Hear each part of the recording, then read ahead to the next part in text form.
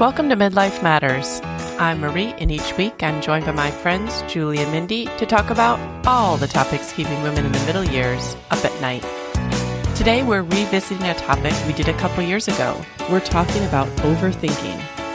Overthinking is a personality characteristic that has the potential for good, but is often to our detriment. Let's get started. Listeners, today we are revisiting an episode that we recorded a couple years ago, and it's so fun to go back and listen to these. This one was about overthinking, and in it, Mindy is not on the podcast. Instead, we had one of Julie's friends, Janet, on as our guest, and the three of us talked about overthinking. But today we get the chance to ask Mindy some of those questions, find out what she would have said. But basically, overthinking in the podcast, we say, is a personality characteristic that has the potential for good, but it is often to our detriment. And in that episode, we talked about how to avoid some of the pitfalls and reduce the anxiety, fear, and dread that go along with it. And so, Mindy, we started out that episode just saying whether we were overthinkers, underthinkers, just perfect thinkers. And Julie and I, we definitely agreed that you were not an overthinker. But were we right?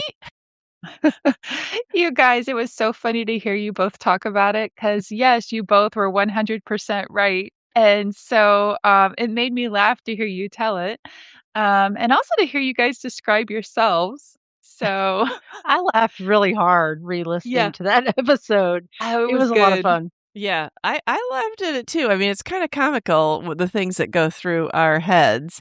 When you make a decision, tell us what it feels like not to agonize, because Julie and I What don't it know. feels like. Well, maybe I compartmentalize things differently. I actually, as I listened, I really was kind of trying to get in my own head, like, why don't I feel like I'm an overthinker? And I think that there are different scenarios that absolutely everybody on the planet would be an overthinker, Mm-hmm. And so it just depends on the scenario, the situation, the person that's involved, people that are involved. But in general, I would have to say that I attribute overthinking with maybe perfectionism.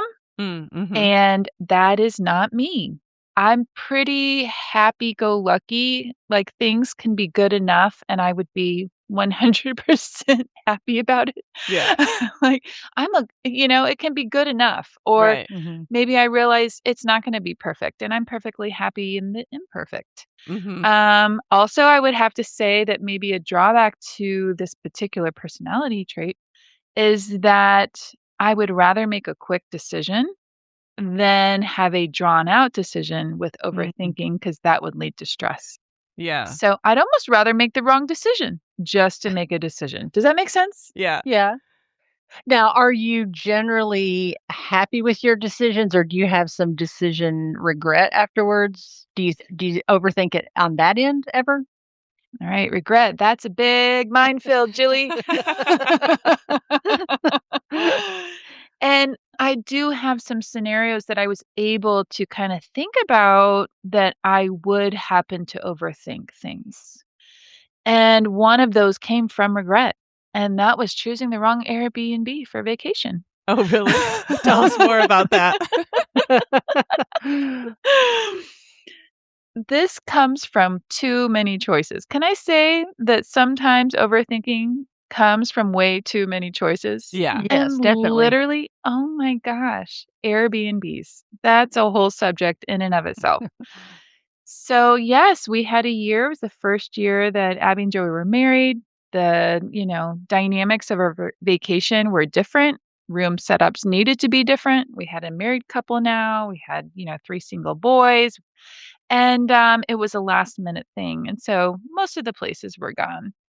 And I thought, okay, well, this fits our sleeping, but I'm sure it'll be fine. Uh-oh. Famous last words. I'm sure it'll be fine. I'm sure it'll be fine. Well, it was too quick of a decision that Airbnbs, you should really read a lot of reviews. My name might be on one of those reviews now. Okay. but it just was not the cleanest place. So Yeah. it really came down to the cleanliness is really where most of the heartache lied. And so we ended up doing a lot of cleaning ourselves. Okay. Oh, no. It was not okay for me. Like cleanliness, I realized is absolutely a priority. Mhm. Yeah, yeah. Julie, in that podcast, you say that you didn't used to be an overthinker, but then after John passed away and decisions were yours, you found yourself falling into the overthinking category. Can you now it's been 2 years, so tell us about your journey. I'm so thankful to have that recording to go back and listen to hear, like, what I was thinking because I don't write things down. So it's kind of like having a little journal. And what I've learned is that now that I am the sole decision maker, not that I don't get advice and input from other people, but I know it rests on me. I am more invested in the decision. I do more research, I think about it more methodically, and I've been happy with my decisions. Like, I thought about 4 or 5 really major decisions that I made or chose not to do, and I've been really happy with them. I don't know, I think it's just because instead of kind of going along with the decision that I trusted John's research and input, now I'm doing it, so I feel a little more in control, a little more aware of all the what could go wrong and all that stuff. I actually don't think I mind making decisions as much as I thought I would. Like, I feel like I've grown in that area. And one kind of funny example was just last week, I've been telling my kids that I was going to buy a new couch for about 2 years. And really, I just was looking online and I knew what I wanted, but I wasn't going to buy a couch I'd never sat on. So I didn't know where to go look. And my oldest son said, "Mom, are you gonna buy that couch?" Because he wanted to buy my old one. And he said, "I'm not trying to rush you, but I just need to know because I'm either gonna go buy one or I'm gonna, wait on yours." And I said, "Yes, I'm gonna get to that." So the next day, I just thought, I'm just gonna go to the store. And I go in and, I had this old leather couch and I thought, I'm gonna get a fabric couch now because I got rid of my dog that was shedding and everything. Got 3 or 4 swatches, and I thought, "Oh, how am I ever gonna make this decision?" Because you're trying to make a decision based on a 2-inch square, Mhm. and you won't really see the couch till it's done, and you gotta live with it. Sure. So, as I'm going to up to the counter to kinda talk to the man about, how long it would take to get the couch and everything, I see this couch out of the corner of my eye, and it's the same style that I want, but it's leather. Mm. And it's like this tobacco chestnut leather, tufted. I mean, everything's just perfect. And I look over and it's half off because it's the floor model. Oh, And I even said, better. yeah, and I thought I would never pay what the original price was. And I said, "Tell me more about this couch?" And within 5 minutes, I mean, I sent a picture to Molly and I sent a picture to my mom, and they were like, "We love it." And I bought it right then. Yes. Wow, that's so great. And I didn't doubt it. I was like, "I'm so excited. I love this couch." And that's just kinda not like me, and in a way, I had looked for a year online, Mhm. Mhm. but to totally change my route and then just be happy with it and not have to go home and mull it over, it was like, "No, I know I want this, and I'm so glad I did it." Oh, Way to go. that's so great. Yeah. Yeah, and so then when I told my son, "Hey, you need to come get this couch," he's like, "What do you mean? I thought you were just gonna start looking." I mean, in one Done. day, he had to come get the couch. Oh, that's too funny. Yeah, well, that's a great example of really quickly deciding, and I do think that your research up to that point had probably helped, Yeah. but you had to make a split-second change from going the fabric Mhm. route back to leather. Yeah. What went through your mind? Well, it wasn't the same colors before, it was like a caramel, so it's much more updated. It kind of looks like a color to me, Mhm. and I just knew leather had served me well. That other couch was 15 years old, Mm. and Mhm. I just liked it, and it's easy. I don't have to worry. I got to see it already made. I didn't have to Mhm. wonder, "What's this gonna look like?" And Mhm. Mhm.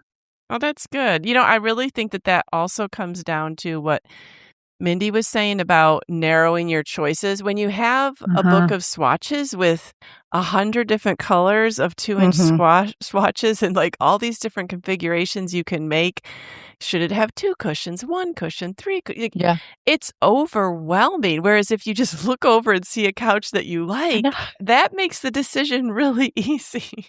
And the other perk is I didn't have to wait 12 weeks for it to be 12 made. I weeks, mean, goodness. yeah, Okay. Yeah, yeah, that's Mhm. great. That's really yeah. good. One other thing that I had to laugh at was in that episode, I was with we were with Janet, and Janet's coming to my house tomorrow, so it's kinda funny that Mhm. Oh, fun. and, we're supposed to take a trip to Alaska together in August, and on that podcast, both of us said we like to plan and sometimes overthink trips. And I had to laugh because neither one of us had even hardly done what the travel agent has asked us to do. Like we don't answer the emails, we don't respond, we haven't picked excursions, we're just like you just do it. And I thought that was a really funny change and I think it's because I am making more big decisions, foundational kind of decisions and I think I care less about vacation decisions. Like Mhm. you just choose, I'll enjoy it. Mhm. Yeah. Mhm. That's a big change for me. Well, and when everything's new, it's like, can you really go wrong? You've never been to Alaska, so anything you do should be good. Right, but I don't know, a few years ago, I would've been like, "No, I wanna see the very best, I wanna see the most unique, I wanna see the blah, blah, blah," you know? Now I'm like, Mm. "You know what? I'll like it no matter what." Mhm. Mhm. That's great. In the episode, I had to laugh because we asked who is the overthinker in your marriage. And Janet and I were both the overthinkers in our marriage, and we both could relate to the phrase, can they overthink properly? Like, we have a hard time letting go our overthinking because is the person making the decision overthinking properly enough that we could let go? And I just thought that was so funny when I reheard that because Mhm. I mean, that still is kind of our dynamic. But Mindy, I was curious as to since you're not the overthinker, does Bryce think things through more than you do? Absolutely. There has to be one. Yeah. We have always joked, he's the thinker, I'm the doer. Together, I help him move faster. Okay. Yes. W and he helps me slow down and do the right thing the first time. Yeah. I would rather move my furniture around the living room 10 times instead of just thinking it through and methodically going about it, and then just Mhm. doing it one time. I'd rather start moving it. Like, I'll figure it out. I would rather do it. Yeah. And he just takes forever. Yeah. Well, he's gonna do a little spreadsheet of, like, this many But inches he on will. this wall and this Yeah. couch is Yeah, it is a blessing that we make decisions together. We really do trust one another's abilities, because I think there's pros and cons for both. And so this is the joy that I get to stay myself in a sense, but be a healthier version with him. Right, Mhm. right. In that episode, we did talk about the benefits of overthinking. We talked about the negative aspects of overthinking. I think that we gave some really pretty funny examples. I definitely haven't improved too much on my overthinking. I mean, I think I honestly recorded that episode and then never gave it another thought. But I just had to laugh because my daughter has been making a lot of decisions in her backyard and we were talking about like what furniture she should get on her new patio and like what fire pit. And we had already discussed at length like what swing set, what play sets. And I like that process. I like researching and all that. And so when she sent me the choices for the furniture, I was like, she's like, I think I want these. And I said, oh, and there was like Amazon Prime Days. So she was kind of like, I need to make a decision because Prime Days are going to go away. And I said, well, I don't know. I said, I feel like there's maybe better options. Have you done this? She's like, I said, have you really done the research? And she goes, I haven't done like you. She said, I have looked at what I want, looked at the budget, decided, and I've made a decision. Have I looked at every website and analyzed them from every direction? No, but I am satisfied with my amount of research. And I had to internally kind of laugh at that because she knows that when I say, "Did you do the research?" She knows what that would entail for me, and she knows what that entails for her. And it was a good way of telling me, like, "I've done enough." And that's Yeah. Mhm. totally right. Mhm. That's wisdom, knowing when you've done enough. Right. Well, it's kind of like saying what you can live with, you know? Yes. Mhm. Yes. In addition to the pros and cons, we also talked about ways to avoid overthinking. And Mindy, you didn't get the chance to weigh in last time. So when you listened to the episode, did you have any new ideas or did any of those really resonate with you as ways for us not to overthink? Yeah, it was so enjoyable to hear you 3 talk through this, and it kinda really made me sit down and, consider what are some ways I help keep myself from overthinking something. So I kinda made a short list, and I'll just kinda read through the list. Stop whenever you wanna talk about something, of course. Okay. The first thing was, remember, I'm not actually in control. That alone, Mhm. that's an overarching theme. Remember, I'm not in control. The second was to narrow my focus. That was how many people I talk to, how much research to do, set some boundaries for where my eyes would look, what my ears would listen to, and kind of set boundaries. Mhm. Um, remember, no decision is forever, for the most part. Right. But you might have to live with that couch for 15 years. I know, I know. You're You know, might become a joke. Who knows? Right. Learn when to ask for help. This is something that actually helps me. Mhm. Learn when to seek professional help. Yeah.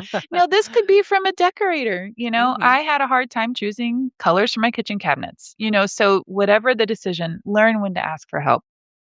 Stay in your lane. Ask yourself, is this really my decision?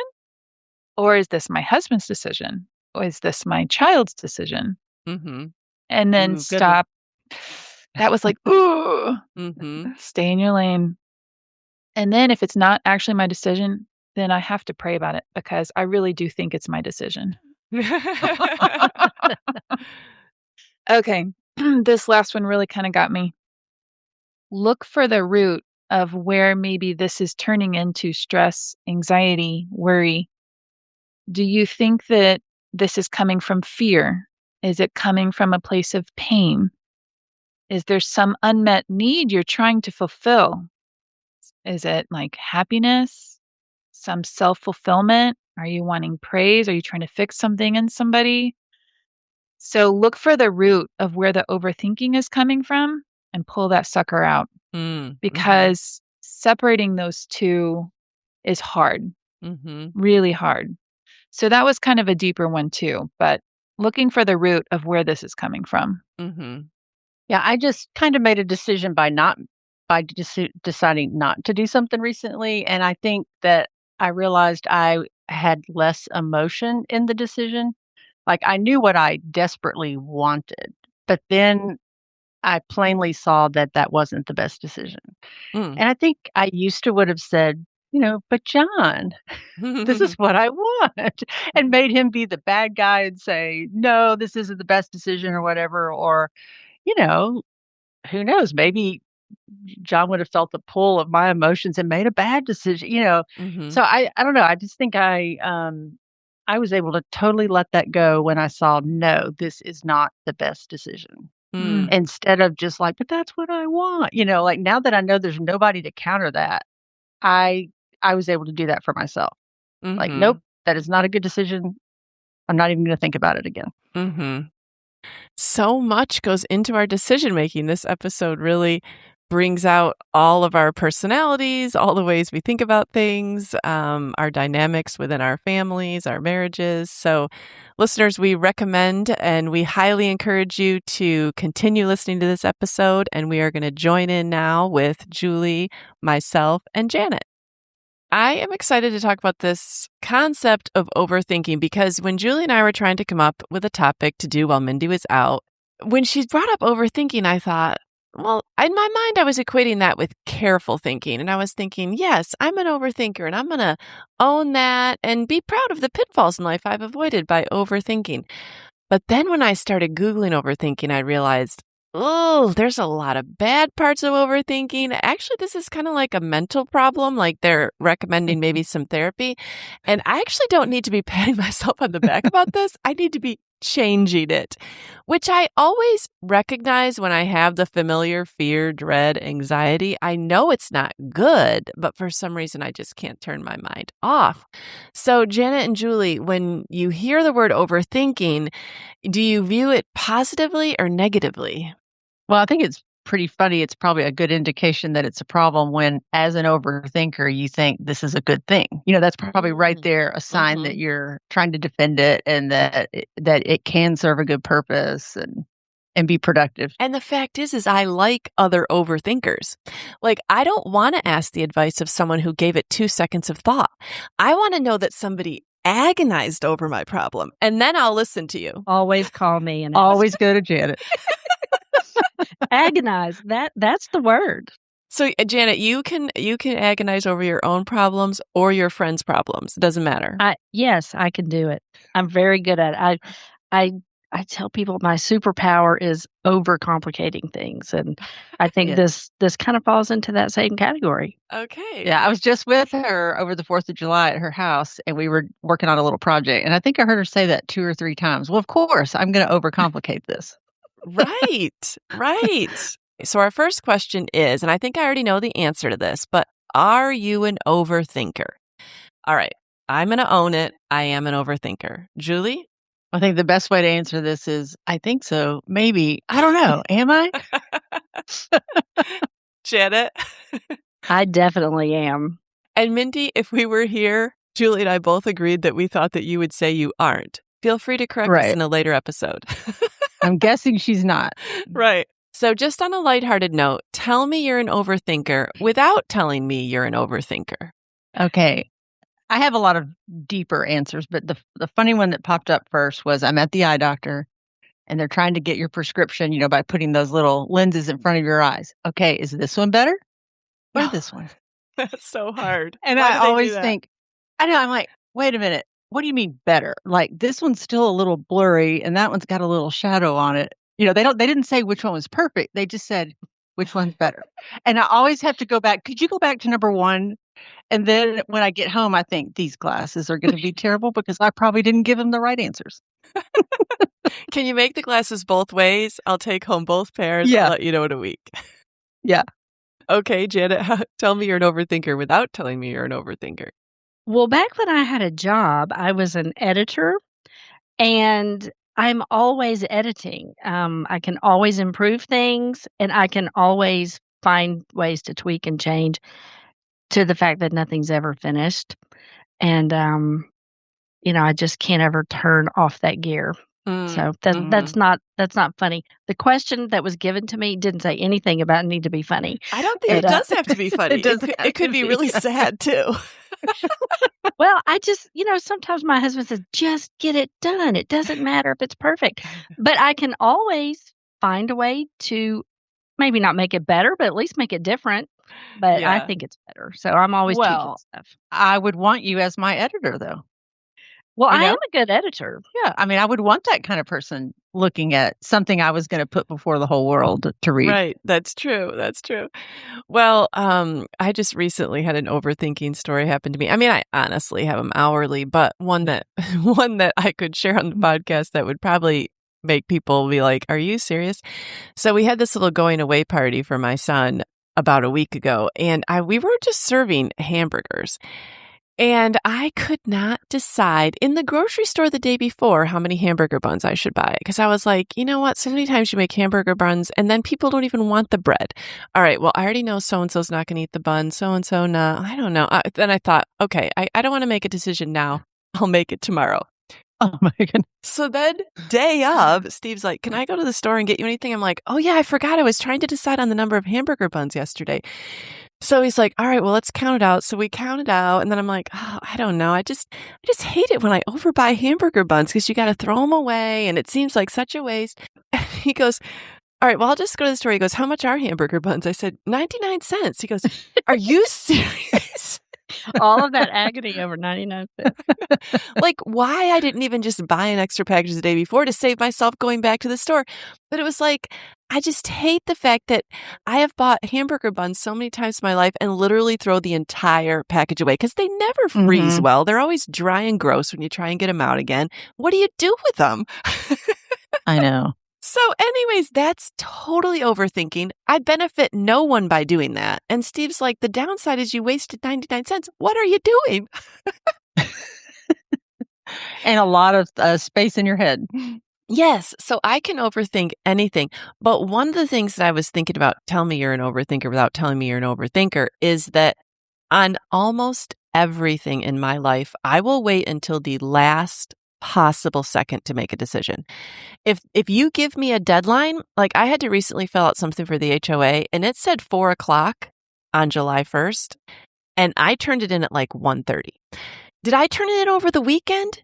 No, because I might change my mind. I might have an epiphany and want to add something at the last minute. Like any decision in life, if there's a deadline, I will wait until the last possible second to decide. And that's that I can allow myself plenty of time to overthink. Yeah, and I like it when there are deadlines because I will just keep putting it off and then say I don't really have to make that decision, and then it just never happens, which is making a decision. Right. Yeah. Do you find that about yourself, Janet, that you wait for deadlines? Well, yeah, and I was helping decorate for an event at church a couple of weeks ago, and we've been planning this event for weeks and weeks and weeks and weeks, and there was a whole team of us. But I was still coming up with new things we could do to decorate and sending this person to the store to get this at the last minute. And, you finally have to quit when people are walking in the door. You have to say, okay, we're done decorating. But I kept coming up with all these other ideas of what would have been cute and stuff. So, yes, deadlines are good because it makes us stop. The deadline for you in that situation was guests arriving. Yes. That was the It's pretty deadline. late. People walking in the door. Okay. And I we've have to been be there for hours. It's not like I didn't get there until like an hour before it started. Yeah. It's like I just was thinking up new ways to make the tables happier. Well, and Marie, you said the deadline for her was when guests were arriving, but really, you're really an overthinker when after their event, you're like, oh, we could have done Oh my I goodness, totally yes. do that too. Because we immediately started a list of things that if we'd had more time, yeah, we could we have done should stuff have better. done this. Yeah. Yes, for sure. All right. Well, do you think there's a difference between overthinking and worrying? I do. I don't think of myself as a worrier because to me, you worry about things you can't control. At least I do. Mm-hmm. And I overthink about things that I think I can control, which is why I'm overthinking them. And I kind of think of overthinking as kind of a positive thing, and worrying is how I think about bad things. So in my mind, they're two separate things. Yeah. But that might be wrong. That's a good distinction. Mm-hmm. Yeah. I think that they both have a lot of the same stomach clenching, anxiety ridden physical characteristics, worrying and overthinking. If you're worrying over something, there's not an answer to be had. If I'm overthinking it, I think I will find an answer, maybe. Mm-hmm. Mm-hmm. Yeah, like worry doesn't usually lend itself to problem solving. It's just this nebulous fear and anxiety. Mm-hmm. Whereas overthinking, you have a goal. You're trying to fix a problem. You're trying to come to something better. I guess it's worry maybe afterwards if I've worried that I made the right decision. If it's a decision kind of example, did I make the right decision? I know. I think that's maybe a hallmark of overthinkers too. And I didn't really see that a lot in the articles I read, but I definitely spend a lot of time wondering if I made the right decision and like double checking. Or this is a stupid example. It's not a stupid example. It's a shameful example. Like I wish I didn't do this, but so we got a dog for the first time a few years ago. And I bet for the next year, I looked on the dog rescue website to see if any other dogs came up that I would have liked better than the dog that we got. Like I was way too overthinking whether I had made the right decision on this dog. But see, Marie, Poor I would Clara. say you didn't think about it enough, or you wouldn't have bought a dog in the first place. And we bought a house last year, and I still look at every house that comes up and think, "Wonder if I should have waited. If I was still looking, would I have bought this house instead?" Like, I still do that. Julie, Oh, wow. You bought a house last year. Do you ever do that? I've never looked on any real estate page or anything afterwards. No, like, it's a No? done deal now. No, well, that was too I know I'm you're probably gonna have to drag me out of here. But I do that it has no bearing on whether or not it's even a good place I'm in or whether I had a good dog. I would do it whether I'm happy with the Mm. decision or not. I'm still going to overthink the what came along later until it works itself out of my system. Like, I no longer check the dog rescue site, but it's like I need to make sure that I made the right decision. Hmm. I'm really That's mental a whole here. new level, Marie. Really mental. Like I said, any personality trait I think can have its strengths, but at some level it might become a weakness. Oh, for sure. So, do you think there are any pros to overthinking? Janet, what are some good things that think that have come out of your overthinking? Well, when you were talking about the house, I think about my approach to buying a house, and unfortunately, I've bought more than my share of houses over the last, couple of years.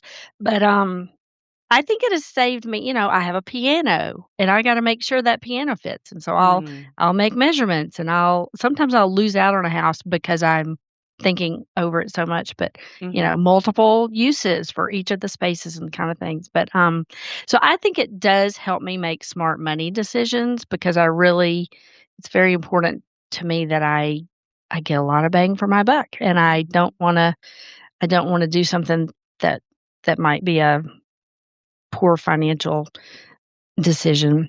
mhm, I think it also helps me solve problems, creative ways of could I do this with that or I don't know. I think it's a good thing mhm. personally.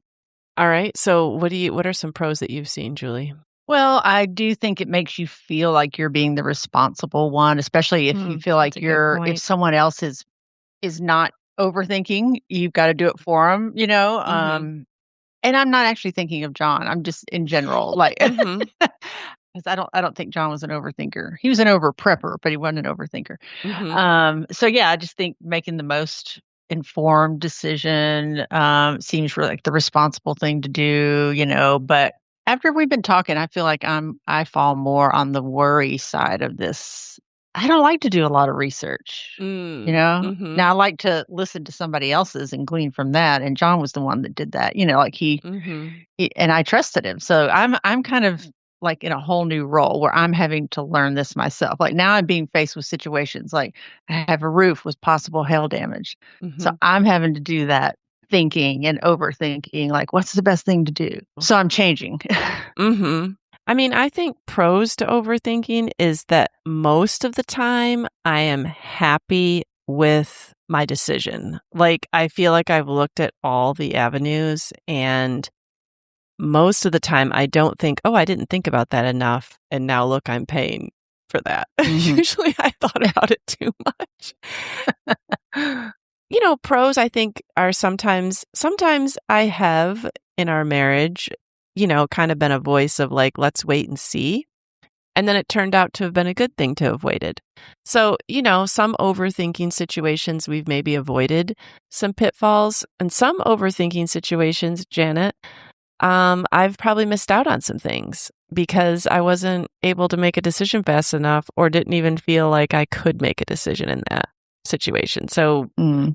yeah, I mean, I've seen pros and cons, really. Well, I think the con would be if you're just paralyzed and can't ever get to a decision. Mhm. Well, what kinds of situations do you find yourself most overthinking? Big purchases. Okay. So Mm. financial issues, things that are gonna Yeah, like cost you. the kind of camper we're going to buy. I just recently bought one. We recently bought a new vehicle. I have to know I got to research the heck out of it, like Julie was saying. Make sure I'm getting the features I want for the price I can afford and all that Mhm. kind of thing. But yeah, and trips. planning trips. Okay. I'll make a pretty detailed packet of where we're going, where we're Uh-huh. gonna stay, all the contact information, and all the things to do in that area and that kinda thing. So, big purchases and trips, planning trips. Yeah. Now, Janet, I get a little thrill vicariously when I hear of somebody having to make a big purchase, and I think of all the fun you could have researching it. Campers, what do you want? Like, do you find the process to be fun at all? I do, because you can categorize it as research, which is a legitimate, prudent stewardship of our time, as opposed to just wasting time going to open houses or going to camper shows or, whatever. So, Yeah. yes, I do Yes. enjoy the research. Right. Right. Well, and you feel more in control of the situation and the outcome. Well, true, and it's like if I choose to not buy this, I had very good reasons for not buying this one and buying, the one I bought instead. Right. Right. Julie, what kinds of situations do you find yourself most overthinking? Oh, same answer as Janet. Anywhere, any decision where there's money involved. Mm. And now it doesn't even have to be a lot of money. It could be hamburger bun money. Because I just feel like it's all on me now. So it Right. all matters, not just the Mhm. $1,000 purchases, but the whatever, like, is it worth the cost? Do I really need to spend this? Will I regret it later? All those questions. And I try to think about how John made decisions because he was such a good decision maker. And I say that not that he always made the perfect decision. And he would tell you that. He said, my goal is not to make the perfect decision. It's to make the best decision with what I know right now. It's so healthy, And Julie. I know. It's like, where did he get this stuff? Like, why didn't I get any of that? But, if he was getting an estimate on the roof and he had dealt with this roofer before, because say maybe he put our last roof on and he was really happy with it and he liked that guy's price, Mhm. he would shake his hand and go, "Sure, let's go with it." He wouldn't go get 3 other estimates, Mhm. because he always said to weigh in the reliability, the guy's reputation, the quality, what you already know about him, like even the convenience. Like he wasn't ashamed to say, "I don't want to spend any more time Mhm. getting estimates. Like I feel good about this one." Right. And then I say, in my head, I would say, like, well, what about if you found out later this guy could do it for whatever, And he said, it's really unfair to yourself to make a well thought out decision and then 6 months later, with all this new information possibly made Mhm. available to you, to say, oh, I made a dumb decision. Mhm. That's not fair. Like you didn't have that information. Right. So I try to keep that in mind, to not make it all about money. Like that can't be the bottom line of everything. Mhm. I got to Yeah. balance it out. Yeah. I was thinking about situations that I overthink. Definitely financial decisions. I overthink every financial decision. And then also health and safety. Maybe not even safety so much because I'm really not a huge risk taker, but definitely health decisions. Like I will analyze, like if I get my lab report back from the doctor, like I'll look up anything that looks high and what exactly is that and what would be the reason for that? Or like if anything's wrong with my kids, I'll start researching what it is and how we should go about it or anything health-wise. I tend to then go down like this deep dive, into usually depths of despair because all roads lead to cancer and horrific Mhm. outcomes on Google. So there's pretty much nothing that you can research where you don't end up feeling terrible. I know. Also, anything really to do with major decisions with my kids. So Julie brought up something that I overthought about. And this is definitely a good example. This is so far back in my overthinking journey that I actually forgot about how much I overthought about this. But my girls are end of May birthdays, my twins, my last two, end of May birthdays. And the cutoff, I think, is like September 30th. So it's not even that close to go to kindergarten. But in the area that we live in, a lot of people hold their kids back 1 year to kind of give them that extra advantage. And, basically their life is going to turn out better if you have an extra year. Like in my mind, that was the thinking, like, why would anyone send them on time if you could send them a little bit later? And so I agonized on whether or not I would regret it later. And Julie brought up the fact that I was analyzing it down to like well, if they go to school now, then that means they'll go to college a year later and maybe they'll have missed out on a certain spouse that they would have met or who would have been in their classes. Like, just ridiculous. These girls are like almost 5. I probably started actually thinking about this when they were like 3. But like, who knows what they're going to be doing? And I'm sure I'm not the only mother that has ever analyzed that decision. But I just want to say something that I've thought of the other day. I did not overanalyze keeping my son home because he was a September 9th birthday and the September 30th birthday was the cutoff. And I thought, well, that's a no-brainer for a boy. I'm home with the girls anyways. He's staying home. And so all through his life, I thought, look at this, extra year that I've given him and this advantage in quotes that he has. And he ended up exactly where he would have ended school had I sent him on time.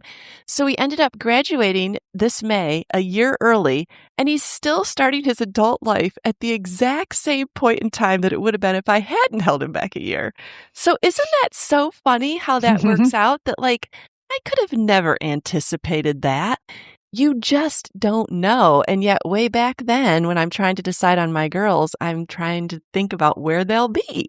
Right. And I don't think when we make decisions, we should think of it as there's absolutely one right one and one wrong one. I mean, we're not talking about moral issues here, but you know what I mean? Like, I used to think there's absolutely one right decision to make and the rest are wrong.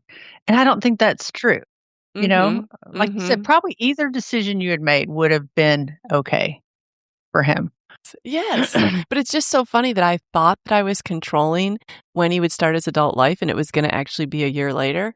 And here he starts his adult life earlier anyway. You just cannot possibly anticipate that. No. So, yeah, I definitely have a long history of overthinking. And this is what I do. I will wear certain people out on a topic.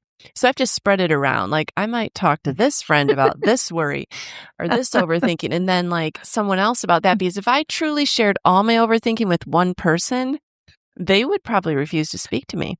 They might hand you the name of a counselor. Do you guys find yourself spreading your overthinking around?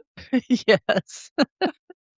Or certain things seem more acceptable to other people, to certain people that you can worry about, and then others like, no, you shouldn't be worried about that. Right. It's like you have to read the room. If they seem receptive to these anxieties, well, then you could share. If not, no, I don't worry about that.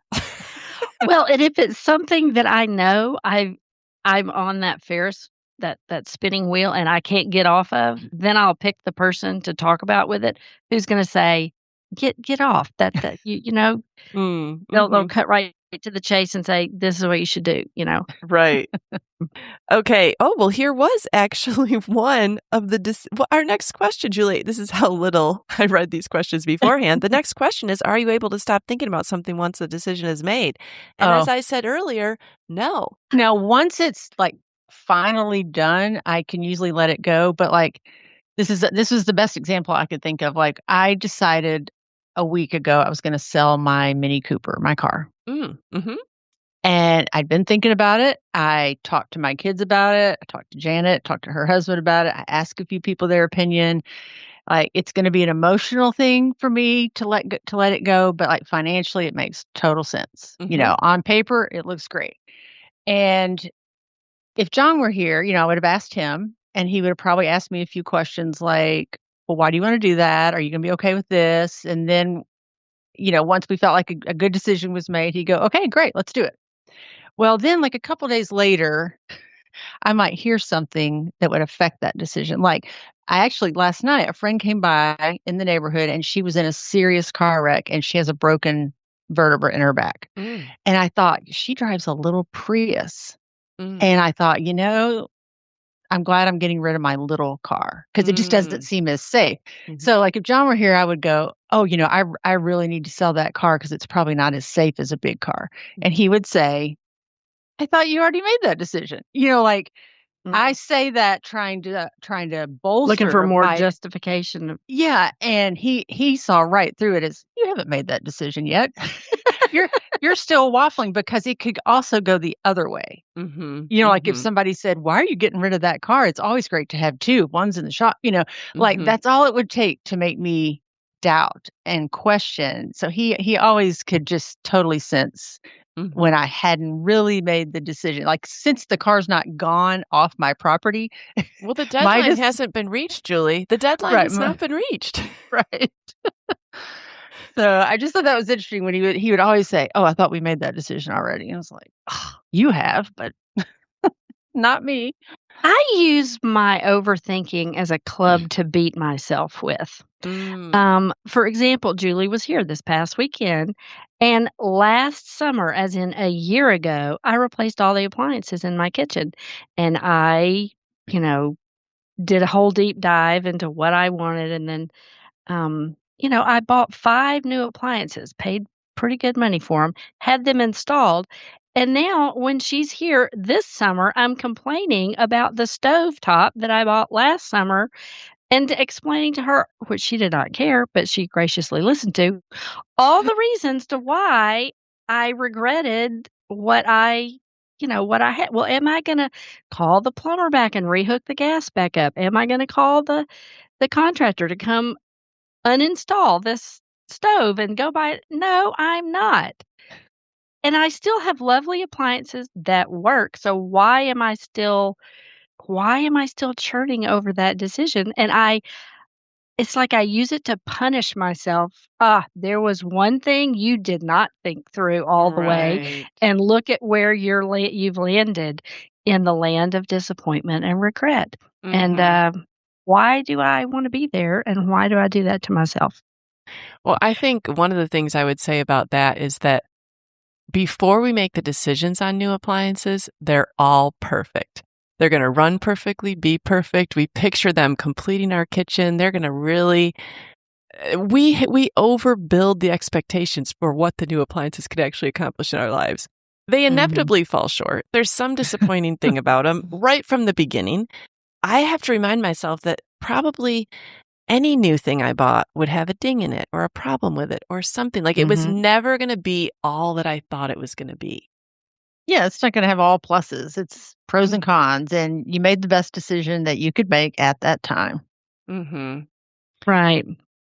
All right. Well, if the 3 of us are overthinkers, I like how you put "if," Julie. You should just say, "Since the 3 of us are overthinkers, what must it be like to live with an overthinker?" I feel like my husband's in the other room, and I should call him out and have him give a 2-minute We don't have synopsis. that long. Okay, so what do you think it's like to live with an overthinker? Well, I did ask my husband last night, and he laughed and said, "Easy, because you take care of everything." Mm. And that's exactly right. He Mhm. doesn't have to worry because I'm happy to do all that research and stuff. And especially if it's something that I think is a good idea to buy, then he's all for buying it. But I think well, I know he did not say this, but I know in the past, when you overthink, it makes it hard to complete tasks sometimes because my perpetual editor doesn't ever shut off, or I'm thinking, "Is this the best way to do it?" And I just never do it, and that can be Mhm. frustrating for the person living in the house with you who's wanting some things, completed. Well, let me ask you this, because I think you both have referred to this before as you're the overthinker and not your husband. Do you Mhm. think they don't overthink because you're going to do it for them, or are you doing it because you know they won't? Like, which came first, the chicken or the Hmm. egg? Well, I did put that on my list too as another issue because I don't know if they're incapable of thinking properly through all this stuff. And properly meaning the way I would do it, Mhm. or if they're just so out of practice of having to think, because I never let them I'm always doing it for them. So, but, I mean, I have a hard time delegating things to someone who I don't think has given it the proper amount of overthinking that I would have given it, and, they're maybe not as informed, so I Mhm. don't necessarily want them handling something. Well, So, I don't know. do you feel okay to share your example with you and Kathy in the painting? I thought that was a good example. Well, yeah, and honestly, someone recently mentioned to me that I might have obsessive compulsive personality disorder, which Was I this a looked that friend or a up. foe? Well, I just won't. I'll decline to answer that. But when I looked it up, I thought, "Oh my goodness, and it's yet another disorder that I have." But it's all about this extreme, uh, perfectionism, and, Mm. you know, a lot of this stuff, especially when you started the conversation out, Marie, talking about, "This is a mental disorder." Well, I can tell you which mental disorder it is. It's it has to do with obsessive compulsive personalities, but, Okay. um yeah, oh, okay. So anyway, I was telling Julie about one of the times we were selling a house that we'd only lived in 5 years, 5 months, and I was in the middle of a remodel, and we had to rush through it. So I called my sister in to help me finish painting. And I've painted a lot of houses and I've watched painters. I've been taught the proper way to paint everything. And it looked to me like she was just slapping it on. She wasn't being careful. She wasn't sanding. I said, Kathy, And that's not she's how a very neat, oh, yeah. thorough person. Let me just Yeah. vouch for her. Yeah, she is. And I said, "You're not doing it right." And she said, "Janet, this is one way to do it. Your way is another way to do it, and I'm gonna do it this way." It doesn't have to just be done one way.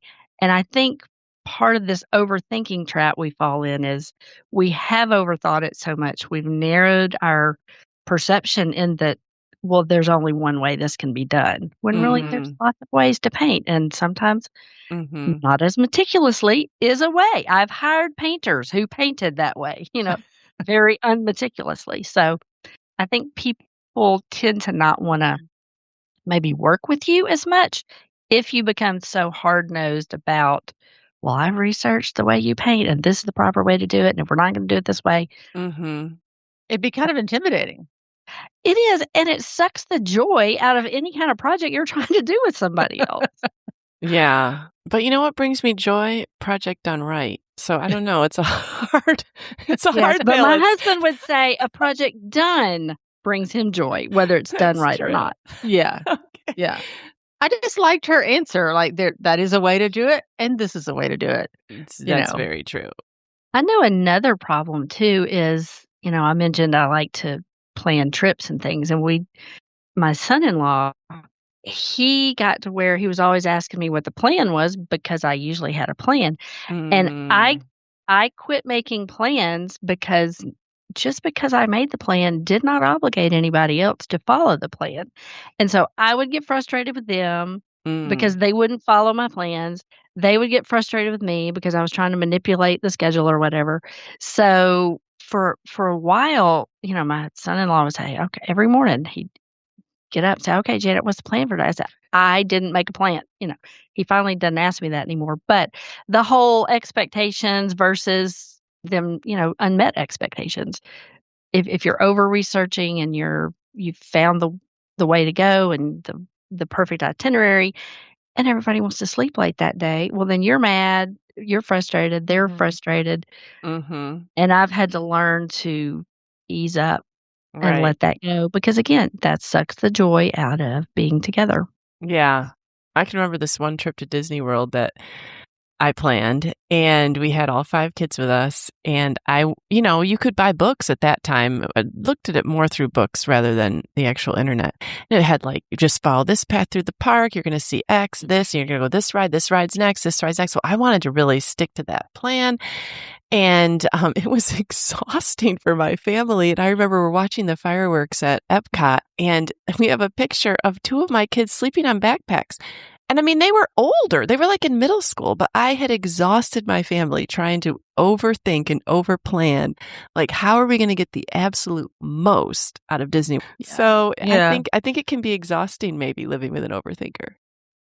That's come up Yeah. with trip planning for me too, because I don't do slow travel, it's 8 in Mhm. the morning till midnight, and we start over the next day, and John was good with that. David's good with that. I'm not so sure about some others in the family, and so that came about on our big trip. So you have to know who you're traveling with, and Janet, as I'm planning our trip, I'm starting to feel some anxiety over what y'all's expectations are, and No. because when I plan, I can't quit. It's like it's gotta be perfect, and I know there is no perfect trip, especially for everybody involved. Well, I Mhm. personally think on a trip, more is always better. Okay, good. because I can't see that stuff at home. So if I don't see it when I'm there, I'm not gonna get to see it. So Okay. That's true. All right. Well, we've all heard the saying, the body keeps score. So, what physical symptoms do you feel when you're overthinking? Well, I've actually been experiencing that this week. I had a couple of sleepless nights over my roof, and then I just, decided to sell this car. Well, I didn't have to sell it this week, but I had to sell it the week that the roof thing's going on, and I just get this generalized anxiety, sleeplessness, and some. I don't know. I just don't feel good, and then I just don't want to make any decisions. I kind of go from one extreme to the other. Like I'm done. Mm. When I Mhm. came back from Janet's house, I landed at 10 o'clock at night, got home at 11, went into my bathroom to flip on the lights, and none of them came on. Mm. They were working fine when I left, and then none of them came on. Just the kind of problem you want to come home to. I know, at 11 o'clock. So I'm thinking, I look at the breaker box, I'm reading, and I'm like, faulty wiring can cause fires. And, Mm. and like, do you hear sizzles and are the lights blinking? It's like, no, my house is 2 years old. Surely I don't have faulty wiring. But I Mhm. didn't sleep well that night thinking that the house could burn down. Well, Mhm. then the next morning, it was just too much. So I waited 3 days before I called you, Marie, and said, what should I do about this? That was 3 days. Wow. Yeah, Okay. so I just didn't go in the bathroom in the dark. I can do that. Mhm. I can get ready in the daytime and just not go there in the dark. That was my way of handling it. Like it was Okay. decision fatigue. Right. And that's not And good because some things have to be decided but on. that is a thing. Yeah. I think we have only so much mental space. Mhm. What kinds of physical symptoms do you notice yourself having, Janet, when you are overthinking? Well, my mind doesn't ever shut off, Okay. particularly at night, Mhm. and I can go days and days and days, and my mind is just thinking through things, not things that I wanna necessarily think about. It's Mhm. kind of like a carousel of Mhm. just a carousel of things that never Mhm. stop. But I also tend to get overwhelmed, like Julie was saying, and my husband and I have learned that I have to be very careful about what I take on because when I start something, I deep dive into it and I can Mm. drown in all the details and the Mhm. information. So I have to be careful with that. Mhm. And the whole stress that I feel of placing my informed plans and everything on other people, my imposition on other people and their lack of appropriate response to it Mm. Mhm. and the stress, Mhm. stress. Right. But yeah, it's a churning kind of just a it just makes you nervous and feels and it causes anxiety, whether it's sleep or Mm. physical stress or whatever. It's all, anxiety, anxiousness. Yeah, I know. I tend to feel it all in my stomach, and also I have a difficult time sleeping. So, Mhm. Yeah. yeah, I think that sounds pretty universal for overthinking. I tried looking up, like, what you can do about overthinking and noticing when you're stuck in your head. Like, I could be ruminating on something for a really long time before I even notice how long I've been doing it. And so if I start thinking about something, so maybe I'll Google it, and then that'll lead to another Google search and another Google search. And pretty soon, 45 minutes to an hour has gone by, and I'm still thinking about this one issue, trying to figure out what is the right answer. So I think like just noticing quicker, like when I'm stuck would Mhm. be something that would be good. And then it said, keep the focus on problem solving. Like, is there really anything I can do about this? And, maybe not trying to find the absolute best solution, but just a solution, would be good. And challenging your thoughts, it said. So, sometimes we can catastrophize, like Julie with the, oh, my house might burn down tonight. Like, she challenged herself and said, you know what? My house is 2.5 years old. That's probably not going to happen. Like, Mhm. like we can just really do ourselves a disservice by the catastrophizing that we do. And do you guys ever try to do this? I try to tell my kids this when they're worried about something. Schedule time for reflection. So like I've seen this before where you can be like, okay, for the next 15 minutes, I'm allowed to completely over worry about this thing or overthink about it. But then when that time period is done, I need to stop. Have you ever tried that as a Yeah. strategy? Well, this all reminded me of Happy School, which is a book that listeners may remember. And Janet and I have talked about that a lot recently, that counselors and psychologists use this. They use different terms, but, move to another room in your head, like to think about something else to distract you for a while. And a lot of times you'll just not even go back to that. Or one of the big things that I've tried to do is when she says, you can only think about these disappointing things or these worrisome things at certain times of day, like schedule it. Like now I'm allowed to think about it. And then it's not to ruminate, it's to fix it or problem solve. Like, what can I do to make this better? It's not just to keep mulling over it, So I liked those. And then I just always have to go back to taking every thought captive, that ask the Lord to take every thought captive, that these are not healthy thoughts, some of them, and what is true. Yeah, the last thing that it said in this article was change the channel. So basically start doing something else, start thinking about something else, which is what you just said. And I think if you can start a physical activity, something, anything, it can kind of like get your mind maybe on something different. Janet, you said you never are done thinking. So how do you find yourself like trying to switch gears then to maybe turn that off? British mystery shows on TV help. Okay. But I'm starting to learn to write things down more. Okay. Like if I, you do a pro con list and then you have physical proof of, well, these are the benefits to buying this or doing this. These are the cons, what outweighs, and then you make a decision and then you move on with it. I listened to a podcast about renewing your mind. Julie was talking about taking your thoughts captive, and she talked about truth journaling. And so many times we keep telling ourselves things that are not actually true. So, just writing down, this is what I think, and these are the reasons why. And then you analyze whether that's correct or not. And then when you can find the truth, and is it really going to matter that I put in an induction stove instead of a regular electric stove? No, it's not. So I can move away from that. But sometimes writing it down on paper is the only thing that gets it out of my head, I guess, is my and that helps kind of cleanse my mind. And my mind doesn't have to worry about it anymore, because I've got it on paper. Well, and I like what you said about a pro and con. I always think about that just as a pre-decision tool. But if you have the cons there and one of those happens, like with an appliance or whatever, you can say, I did know that was a possibility, instead of saying, oh, I didn't do enough research. Like you said earlier, Janet, like, oh, I didn't do enough research, I missed that. No, you saw that and you weighed it into the decision, and it was a risk you were willing to take. Right. At that time, you were willing to take that risk. Well, do you think there's hope for us? Or other listeners that are like us? Did people 25 and 30 years ago, before they had the internet, did they have a problem with this?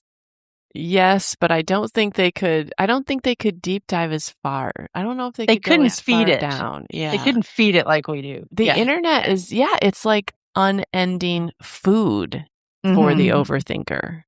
Definitely, Julie. That's so true. Yeah. But again, we can control that by turning it off. That is true, Janet. Yes. Yep.